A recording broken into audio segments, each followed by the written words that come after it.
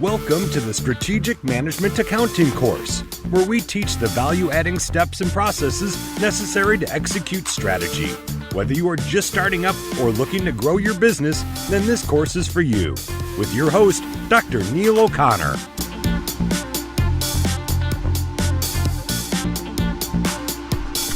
Right now, we want to look at an example of what we mean by applying theory of constraints to a bottleneck operation. If you have a bottleneck operation, what the theory of constraints means is all that matters is the direct materials costs. You see, in your basic management accounting course, which I gave you in the first week of this semester, and in that for about 1 minute I said, relevant costs are anything that changes, anything that's in the future. So it could be variable direct material costs, direct labour costs, variable overhead, variable sales, variable admin, variable financial. Like once you do activity-based costing, it could be variable anything in the organisation. Anything that changes is relevant, right? Under theory of constraints, no. It is just the very direct material costs only. Everything else is irrelevant. Why? Because we're just going to get material through that bottleneck. All right, that's the decision. The objective function is to get throughput from start to finish, right through all the machines, not just through 3 of them and then they pile up at the bottleneck. So in choosing whether to outsource to relieve that bottleneck, all we need to know is, can we outsource it and still make a contribution over the direct material costs that we have to pay the outsourcing agent. That's all. That's our objective decision. So let's have a look at what we mean here. Remember, activity bottlenecks. So here we are. We have machining, finishing. Where's the bottleneck? Finishing, right? Because 80,000 units. Machining is 100,000. So every day you've got 20,000 units piling up. Day 1, 20,000. Day 2, 40,000. Day 3, 60, 80, 100. You with me here? All right, the bottleneck is finishing. $8 per unit is the fixed operating cost per unit. Fixed operating cost divided by 80,000, $8 per unit, $5 a unit. That's relevant or irrelevant? Hands up for relevant. Hands up for irrelevant. Irrelevant. Irrelevant. The only thing that's relevant is direct material costs. Okay? So, what are direct material costs? $32. That's all that is relevant. That is all that is relevant. So let's have a look at our first question. Which operation is bottleneck operation? Finishing. What is the throughput contribution per unit? $72 sales minus $32 is $40 per unit. That's a throughput contribution to go right through machining, finishing, not machining and stopping and waiting for finishing, but all the way through. Remember, theory of constraints, the scenario is we're talking about fixing bottlenecks on a daily basis, on a weekly basis. So we're super short term. You with me? All right? So that's why we're only considering direct materials. We don't have time to hire more or hire less labour. We don't have time to build a new building or not. We don't have time to bring in another machine or not. You with me? We're super short period, so that's why the only relevant costs are direct materials. Okay?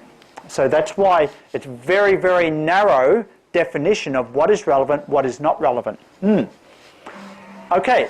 A new machine, it costs $30,000, can increase throughput by 1,000 units. What is the benefit? What is the cost? Should Mayfield acquire the machine? Should Mayfield acquire the machine? Yes or no? Hands up for yes.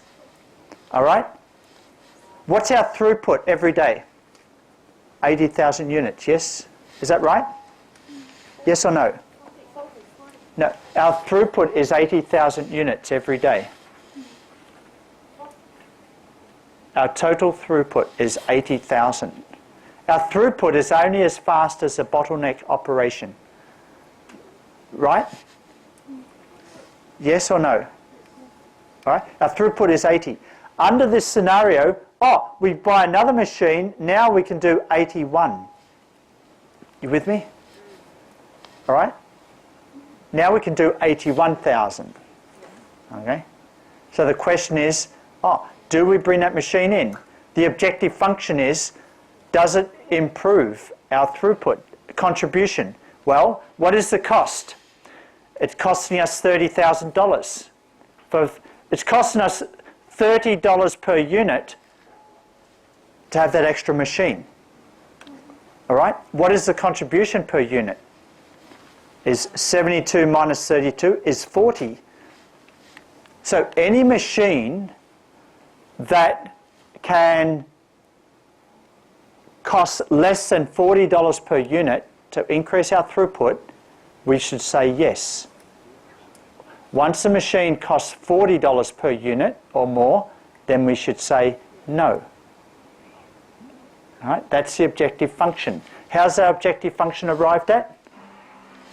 This here, price minus $32 direct materials, $40 contribution per unit. Throughput, this is the throughput contribution, all right? Through the machine, through the finishing, 80,000 is going through. Can we increase it to 81? Yes, we can. How much is it going to cost? $30,000. How much extra contribution do we get? We get $40,000. So we are ahead by $10,000. Everything else being equal, we say yes. Let's go to one more. Let's have a look at one more scenario. Outside contractor offers to do finishing operation 12,000 units at $10 per unit, double the $5 per unit cost Mayfield to do finishing. So what does this mean? Our current throughput is how much? Our current throughput is how much?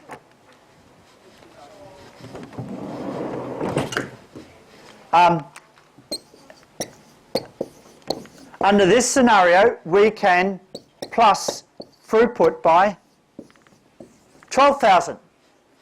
So we've got 100,000 going through, and every day 20, 20, 20, just piling up like it's bottleneck, right? Inventory piling up in front of finishing, because finishing can only do 80% of what machining can do. You with me?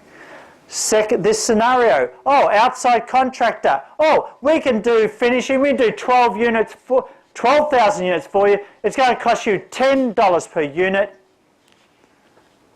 Yes or no? That's the question. Yes or no? Should we do it or not? What are the ramifications of doing it? So now we're going to be doing 92. So now we're only going to be piling up 8 in inventory every day. You with me?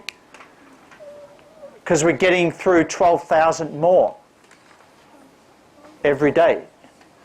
See the 12,000? Finishing currently does 80,000. Someone says, send some of these 20,000 across to us. We'll do 12,000 for you every day. You with me? But it's going to cost you $10 per unit.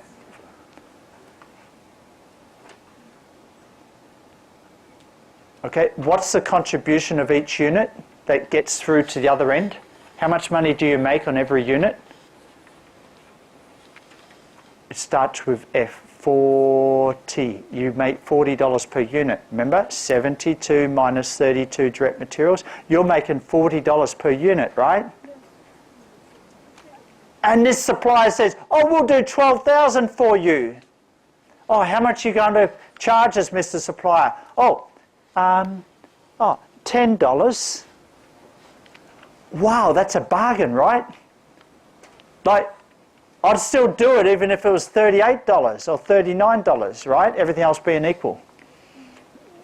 But you only do it for $10 a unit? Yes, let's do it. All right? Even though currently it costs you $5 a unit to do finishing, you're happy to pay double. Why? Because you are getting throughput. You're getting stuff going through. All right? So, there's the benefit if you do that. Incremental contracting costs is only 120,000. The total contribution is 480, so therefore you're making 360.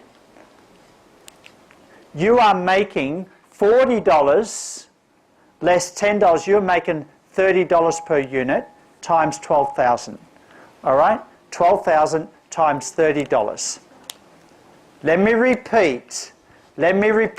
All you need to know is what is the throughput contribution margin. That equals the price minus direct materials costs only. 72 minus 32 equals 40. And this becomes your go or no-go benchmark. Someone offers you, oh, I can do 20,000 for you if you ship it to me, but I'll charge you $40. Well, then you're no better off, right? You with me? All right? But once every dollar below 40 that someone else offers to do it for you, then that's a dollar that you make on those 20,000. $10 per unit? Wow. Awesome. Okay, so that's the second scenario. And the final one, Hunt Corporation offers a machine 4,000 units at $4 per unit, half the $8 per unit it costs Mayfield to do the machining. Should Mayfield accept Hunt's offer? Hint, this is to do with the Bottleneck machine or the other machine. Hands up. Does this affect the Bottleneck machine or does it affect the other machine? Hands up for the Bottleneck machine. Hands up for the other machine. It's the other machine, yes. So, do we care about this? No, we don't. We only care about the Bottleneck machine. Okay? Like this may help us make more, you know, 100,000, 110,000, but we're still stuck with that 80,000 finishing. You with me here? All right? Because only finished goods you can sell. You cannot sell work in process. Class, you with me here? You can only sell finished goods. You can only get contribution for finished goods. You can only get that $72 on every finished good. You don't get it on partially finished inventory. All right? So you've got to get it through in very short time. So you will not accept Hunt Corporation's offer because the offer is associated with a machine that is not a bottleneck. And it won't change your bottleneck. It will not fix. The previous offer, yes it will. You're outsourcing. You're expanding your capability in that bottleneck operation. Let me finish by one little story. Some of you are looking for a job in Hong Kong. In the coming months, some of you already found a job.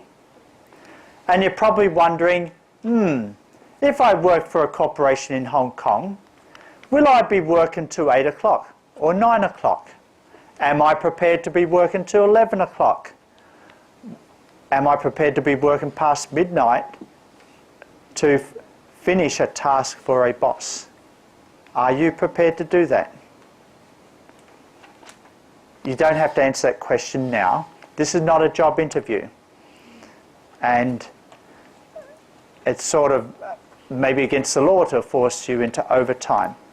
But when you're going down into Central or go over the Festival Walk, look up into the office building part of Festival Walk or the office building over at Central when you go home tonight, when you go walk around on the weekend, and you look up in the building, you see some lights on. And the lights are on because someone is there.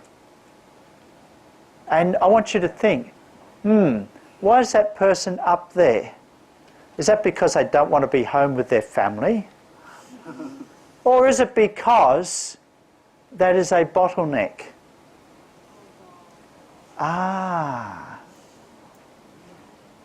Look up in that building. There's those lights. That's a bottleneck. Oh, there's a bottleneck over there. There's a bottleneck over there. That's what theory of constraints is about. Okay? Every organisation has bottlenecks. Not every organisation looks for them. Let me repeat, every organisation has bottlenecks. Not every organisation looks for them. Okay? Let's go back 2 weeks when you calculated the price variance, the growth variance, the efficiency variance. If you're focusing on efficiency, if you're a cost leader, then one area to focus on efficiency is to look for the bottlenecks. Theory of constraints. There's Jimmy up there working at 11 o'clock at night. Why is he still there? Is he watching the football? Doesn't he not have internet connection at home? No, he's there. He's working on a project. All his team members have gone home because they have finished their parts of the project. Is that because Jimmy is not trained properly? Or is that because the task is not allocated properly? It may be either. But you don't know until you start asking questions about the bottleneck. That's how you improve efficiencies in any organisation, by looking for the bottleneck and asking the question, is this because that person is not well trained? Or is it because there's an unequal amount of resources allocated to that person compared to their teammates? Are you with me here? I don't know the answer. You won't know the answer until you start asking those questions. That's what theory of constraints is about. It doesn't just affect factories across the border in mainland China. It can affect any operation where there are human beings working. All right? So keep that in mind when you go home tonight or you look out at Festival Walk and you see, O'Connor was talking about that. Yeah, there's Jimmy up there on the 10th floor in the Festival Walk building. There are lights on over there. There's a bottleneck. Yes, that's it. All right? So I'll finish with that. That's what theory of constraints is about. It's real. And it's one way of focusing. What do we do? We want to improve efficiency. What do we do? What do we do? What do we do? Well, look for the bottleneck. Okay? Look for the weak link. Okay? And that's how you deal with this part here. And that's why I wanted to bring those two exercises together. They look like they're separate. One is a factory and one is a bank. But it's at the end of the day, they both make time promises to their customers. They both cannot understand the demand. They can guess it, but they're never going to get it right. But they do have control over operations. And how do you improve that? Well, look for the bottleneck. And outsource if you have to make it go faster.